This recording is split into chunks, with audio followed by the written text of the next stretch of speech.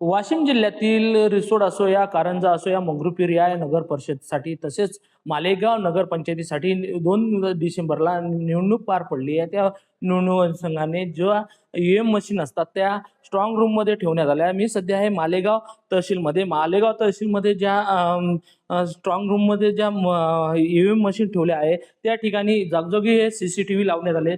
CCTV कॅमेऱ्याचे जर बघितलं तर या ठिकाणी जवळपास 9 CCTV कॅमेरा लावण्यात आले.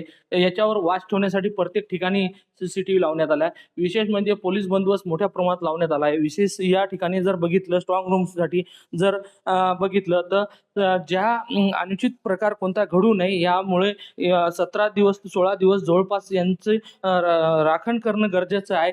त्या अनुषंगाने मोठ्या प्रमाणात जिल्हा प्रशासना वतीने इथं पोलीस बंदोबस्त लावण्यात आले. आपण सध्या बघू शकतो स्ट्रॉंग रूम समोर मोठ्या प्रमाणात पोलीस बंदोबस्त इथं दिसून येते. विशेष म्हणजे या ठिकाणी कोणतीही अनुचित प्रकार घडू नये यासाठी विशेषतः CCTV हे अनुषंगाने जे डिस्प्ले CCTVचा आहे तो पूर्णतः ओपन एरियात लावलेला आहे, जेणेकरून जे पक्षांतर्गत जे स्थानिक कार्यकर्ते येतात त्यांना बी या स्ट्रॉंग रूममध्ये काय चालू आहे हे सगळी माहिती मिळावी यासाठी हे लावण्यात आले.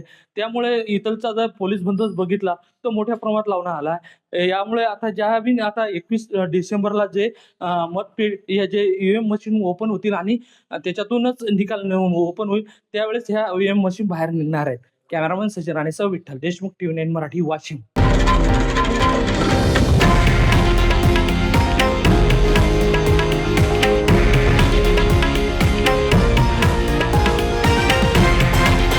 हे आहे देशातील नंबर 1 न्यूज नेटवर्क आणि आपण पाहत आहात TV9 मराठी, एकमेव.